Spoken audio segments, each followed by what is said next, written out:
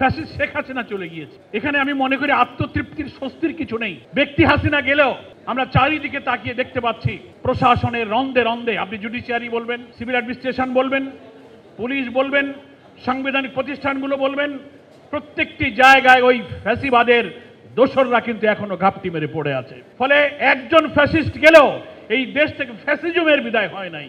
এই মানসিকতা, এই চরিত্র, এই আদর্শকে যারা এখনো লালন করেন তারা কিন্তু দেশে আছেন। নতুন বাংলাদেশ বিনির্মাণের পথে তারা কিন্তু সবচেয়ে বড় অন্তরায়।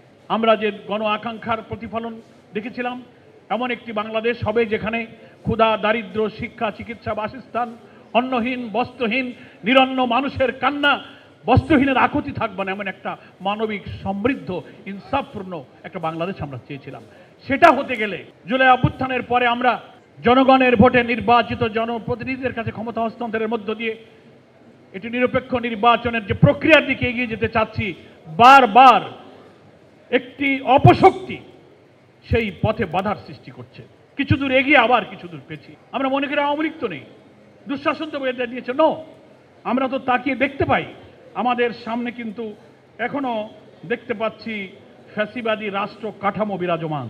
রাষ্ট্রযন্ত্রের সর্বত্র ফ্যাসিবাদের প্রতাত্তারা আছে। আমাদের দেশে নির্বাচন আর সরকার পরিবর্তনের সময় আসলে পরাশক্তি যে খেলা হয়, সে খেলাও আমরা এখন কিন্তু দেখতে পাচ্ছি। অর্থ পাচার, লুটপাট, দুর্নীতিবাজদের সিন্ডিকেট কিন্তু শেষ হয়ে যায়নি।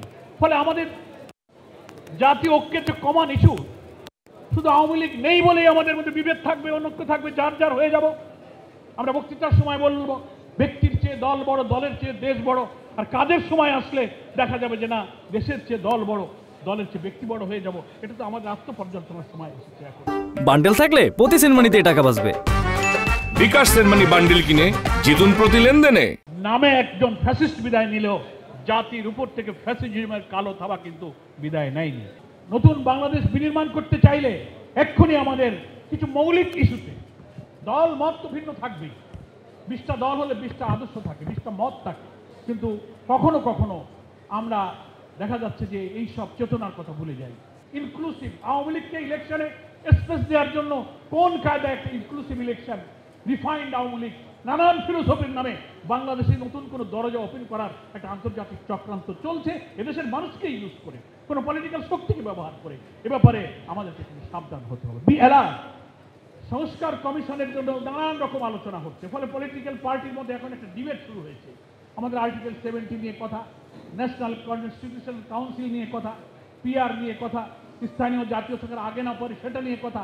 তার অর্থ এই না যে একটা দল যখন কোনো কথা বলবে না ওনারা নির্বাচন চান না। ন্যাশনাল কনসেনসাস কমিশন হয়েছে, সেখানে বিতর্ক হোক, মিডিয়াতে বিতর্ক হোক, কলামিস্টরা বিতর্ক করুক, প্রবলেম নেই। কিন্তু আমার দলে দলে, ব্যক্তিতে ব্যক্তিতে বিভেদ, আক্রোশ, এটা যেন আমরা হই না। একজন সঙ্গে দেখা হলে আর একটা রাজনৈতিক দলের নেতার সঙ্গে আমি যদি হেসে কথা বলতে না পারি, তিনি আমার ব্যাপারে এমন একটা কথা বলবেন যে তাকে দেখলে আমার মনে কষ্ট হবে। কেন আমি সে কথা বলতে যাব? কারোর কোনো কথাই যেন আমরা অপব্যাখ্যা না করি, বিকৃত না করি।